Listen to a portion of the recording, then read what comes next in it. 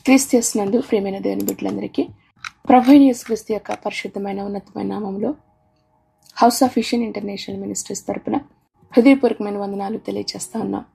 వాక్యం వినడానికి సిద్ధంగా ఉన్నారా?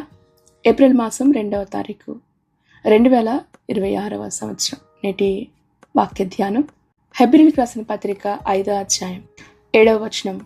శరీరధారి అయి ఉన్న దినములలో మహారోదనముతోనూ కన్నీళ్లతోనూ తన్ను మరణము నుండి రక్షింపగలిగిన వానికి ప్రార్థనలను యాచనలను సమర్పించి భయభక్తులు కలిగి ఉన్నందున ఆయన అంగీకరింపబడెను. హెబ్రీ గ్రంథకర్త యేసుక్రీస్తు ప్రభువారి యొక్క ప్రార్థనా జీవితాన్ని గురించి ఈ యొక్క వచనంలో మనకి జ్ఞాపకం చేస్తా ఉన్నారు. ప్రత్యేకంగా ప్రభువారి యొక్క ప్రార్థన మనకి గెత్సెమనే ప్రార్థన మనకి జ్ఞాపకం వస్తుంది. ప్రార్థన యందు ఆయన ఎల్లప్పుడూ కూడా రాత్రుల యందు ఆయన ప్రార్థనలు గడుపుతూ ఉండేవారు, పగలంతా సేవ చేసి. అయితే గెత్సెమనే యొక్క ప్రార్థన జీవితపు అనుభవాలు మన జీవితంలో కూడా కొన్నిసార్లు ఆ క్షణాలు కనిపిస్తూ ఉంటాయి. అంటే ఎవరు అర్థం చేసుకోలేని స్థితి, ఒంటరితనం, కన్నీళ్లు మాత్రమే వస్తాయి, మాట్లాడే మాటలు కూడా మనకి రావు. అయితే అలాంటి సమయంలో ఆ క్షణాల్లో ఎలా ప్రార్థించాలి, దేవుడు ఎలా స్పందిస్తాడు అనే విషయాన్ని ఈ యొక్క వాక్యం ద్వారా మనం నేర్చుకోవచ్చు.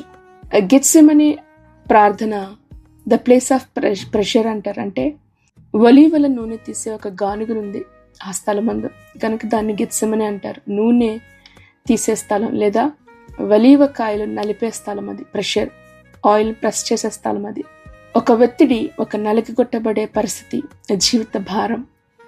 మనము నలిగిపోతున్న స్థలంలో నుంచే అభిషేకం, నూనె బయటకు వస్తుంది.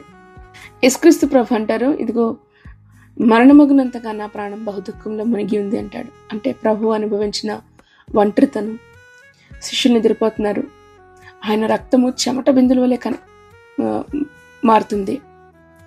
కన్నీరు కార్చారు, ఆయన కన్నీరు కార్చి రోదనతో ప్రభుకి తన్ను తాను సమర్పించుకున్నారు.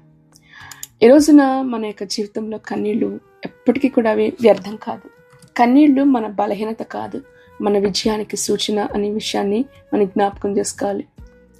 కన్నీళ్లతో చేసిన ప్రార్థన, మాటలే కన్నీళ్లుగా మారిన సమయం అది. కీర్తనకారుడు అంటాడు, ఇదిగో నా కన్నీళ్లు నీ యొక్క కవిలలో నువ్వు దాచావు. దేవుడు కన్నీళ్లను వృధా చేసే దేవుడు కాదు, ఆయన సమాధానం ఇచ్చే దేవుడు మన కన్నీటికి. ఈ రోజున కన్నీరే మిగిలింది అనుకుంటున్న అనేక మందికి ఒక అద్భుతమైన ఒక గుడ్ న్యూస్ ఏంటంటే, నువ్వు కన్నీరు కారుస్తూ బాధపడుతున్నావు అంటే నువ్వు బలహీనవు కాదు, నువ్వు క్రీస్తు యేసు ప్రభువారి యొక్క అడుగుజాడల్లో నడుస్తున్నావు అనే విషయాన్ని గుర్తు చేసుకోవాలా. కన్నీళ్ళు ఎంతో విలువైనవి. అవును, నీ కన్నీళ్లను దేవుడు లెక్క చూసే దేవుడు. మనుషులు నీ యొక్క బాధను అర్థం చేసుకోకపోవచ్చు, కానీ దేవుడు నీ హృదయపు కన్నీటి భాష ఆయనకి బాగా తెలుసు. భయభక్తులు కలిగినందున ఆయన అంగీకరింపబడెను అనే విషయాన్ని హెబ్రీ గ్రంథకర్త మనకి జ్ఞాపకం చేస్తున్నాడు. భయభక్తులు అంటే దేవుని చిత్తానికి లోబడిపోవడం, మన చిత్తాన్ని, మన ఇష్టాన్ని విడిచిపెట్టి. దేవుడు మన ప్రార్థనకు వెంటనే సమాధానం ఇవ్వకపోయినా సరైన సమయంలో మాత్రము ఖచ్చితంగా ప్రభు మన ప్రార్థనకు సమాధానాన్ని ఆయన అనుగ్రహిస్తాడు. ప్రార్థన మన జీవితాన్ని మార్చుతుంది. కొన్నిసార్లు పరిస్థితులను మార్చకపోవచ్చు, కానీ ఖచ్చితంగా మన హృదయాన్ని మాత్రము ప్రార్థన మారుస్తుంది. ఒక వ్యక్తి కన్నీటితో బాధలో బలహీనుడిగా ఉన్నప్పుడు ప్రార్థన చేస్తున్న ప్రార్థన అతని హృదయానికి గొప్ప సమాధానాన్ని ఇస్తుంది.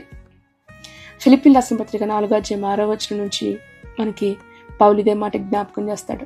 దేనిని గురించి చింతపడకండి, ప్రతి విషయంలో ప్రార్థన విజ్ఞాపన చేత కృతజ్ఞతాపూర్వకంగా మీ విన్నపాలు ప్రభువుకు తెలియచేయండి.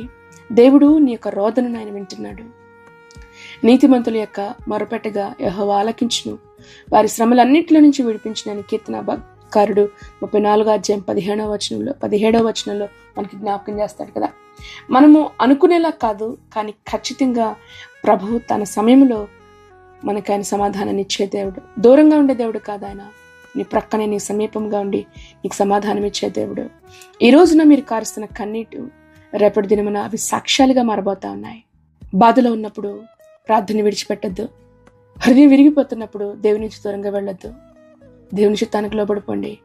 ప్రార్థనను శక్తివంతమైన ఆయుధంగా మార్చుకోండి, అలవాటుగా మార్చుకోండి. దేవుడు నిశ్చయంగా నీ కన్నీటిని ఆయన వృధా చేసే దేవుడు కాదు.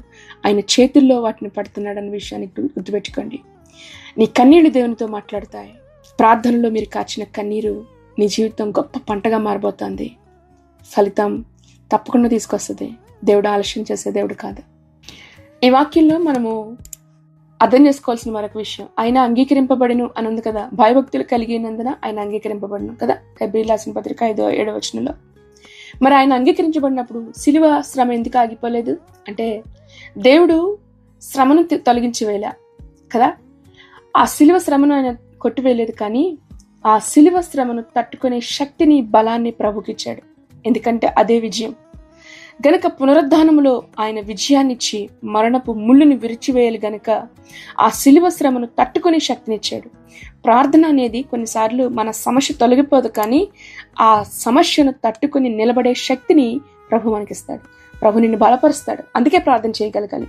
ప్రార్థన అలవాటుగా మార్చబడగలగాలి. ప్రార్థన మన లైఫ్ స్టైల్ కాగలగాలి.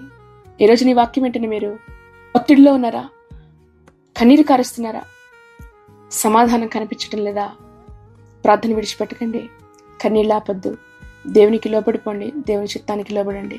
కన్నీళ్లతో నువ్వు వేస్తున్న విత్తనం అద్భుతమైన పంటను నీ కొరకు సిద్ధపరుస్తుంది. అది ఆశీర్వాదంగా నువ్వు కోసుకుంటావు. గెత్సెమనే తోటలో ప్రభువారు నేల మీద పడి ఏడ్చాడు, కానీ గొల్గొతాలో క్రీస్తు యేసు ప్రభువారి యొక్క విజయం ఉంది. అక్కడ ఆయన గెలిచాడు. గెత్సెమనే అనే స్థలం పడిపోయి కన్నీరు కార్చి ఏడ్చే స్థలం. గొల్గొతా విజయం సిద్ధపరిచే స్థలం. ప్రార్థనలో ఓడిపోయినట్లు అనిపించిన జీవితంలో నువ్వు గెలుస్తావు. ఈ క్షణాలు నీ జీవితంలో నీ ముందు ఓడిపోయినట్లు నీ జీవితం అనిపిస్తున్నా వాటి వైపు చూడొద్దు. ఖచ్చితంగా ప్రభు నీ జీవితానికి విజయాన్ని దేవుడిస్తాడు. నువ్వు గెలుస్తావు. నీ కన్నీళ్లు ఆయన చేతిలో విత్తనాలుగా ఉన్నాయి. కన్నీరు వస్తుందా? ఏడవండి. హృదయం విరిగిపోతుందా? ఒంటరిదనంగా అనిపిస్తుందా? ఏడవండి. ఎందుకంటే అవి ప్రభు మార్గంలో నిన్ను నడిపించే మార్గదర్శకాలు. చెప్పండి, ప్రభా మా చిత్తం కాదు, నీ చిత్తానికి లోబడుతున్నామయ్యా. అదే ప్రార్థన చేయండి. ప్రభువు చెప్పండి, ప్రభా నా బాధ, నా కన్నీళ్ళు ఇదిగో నీ సన్నిధికి దాస్తున్నాను, ఇవే నాకున్నాయి. చెప్పండి ప్రభుకి. దేవునికి చిత్తానికి విడిచిపెట్టండి. ప్రభు మిమ్మల్ని బలపరుస్తారు, నడిపిస్తారు. గొప్ప విజయాన్ని ప్రభు మీకు అనుగ్రహిస్తారు.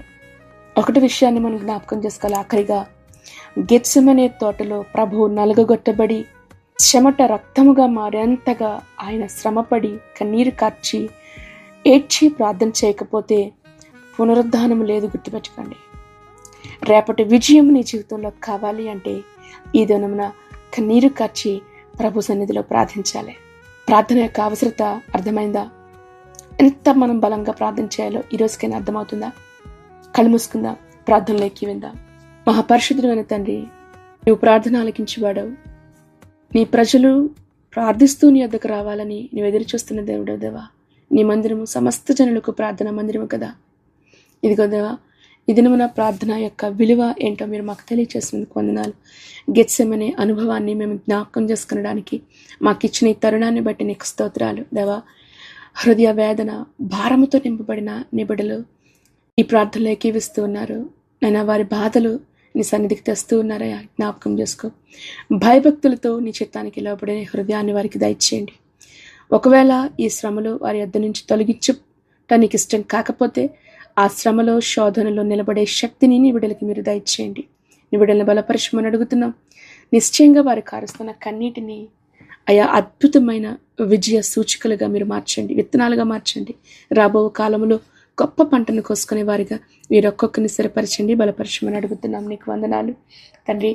శరీర బలహీనత అయినా, ఆత్మ సంబంధమైన రోగమైన, కుటుంబ సమస్యలైనా తండ్రి నిశ్చయంగా చేతులుగా అప్పగిస్తున్నాం. బలపరిచి నడిపించమని అడుగుతూ ఈ రోజున మీరు చేస్తున్న ప్రతి ప్రయత్నాల్లో తోడేని నడిపించండి. ప్రయాణాల్లో మీకు ఆపుదల భద్రతనివ్వండి. చేస్తున్న ఉద్యోగాలని దీవెన ఆశీర్వాదం ఇవ్వండి. ఉద్యోగాల కొరకు ప్రయత్నం చేస్తున్న బిడ్డల్ని దర్శించండి. మంచి ఉద్యోగాలు ఇవ్వండి. రిజల్ట్స్ కోసం ఎదురు చూస్తున్న బిడ్డలకి మంచి అత్యధికమైన విజయంతో పాస్ అవడానికి నీ కృప చూపించమని, నీ దయగలిగిన హస్తాలకు ఇదిగో ప్రభు అనారోగ్యంతో వారిని దర్శించండి. ముట్టి స్వస్థపరిచి ఆరోగ్యం నిమ్మని మీకే ఘనత, మహిమ, ప్రభావాలు చెల్లించుకుంటూ ప్రతి ఒక్కొక్కరి పైన కూడా నీ గొప్ప సమాధానమును మీరు విస్తరింపచేసి నడిపించి కృప చూపించి బలపరచమని నీ కృప కలిగిన హస్తాలకు ఇదిగో రేపటి దినమును జరిగే గుడ్ ఫ్రైడే ఆరాధన ప్రపంచవ్యాప్తంగా నేను ఆరాధించబోతా ఉన్నారు ప్రభా. నిశ్చయంగా ప్రతి ఆరాధన పైన కూడా నీ అభిషేకం, నీ ఆత్మను కొమ్మరింప చేయమని అడుగుతూ నీ దయగలిగిన ఆత్మకు ప్రభు ఇదిగో సంఘారాధన అప్పగిస్తున్నాం తండ్రి. అద్భుతం జరిగించు, మేలుతో నింపి నడిపించమని, వస్తున్న ప్రతి ఒక్కొక్కరి పైన కూడా నీ కంచెను, కాపుదల, భద్రతను దయచేయమని యేసునామంలో ప్రార్థించి నీ బిడ్డలను ఆశీర్వదిస్తున్నాము తండ్రి. ఆమేన్, ఆమేన్, ఆమేన్. ప్రభు అయిన యేసుక్రీస్తు కృప మీ అందరికీ తోడేయండి, నడిపించును గాక. ఆమేన్.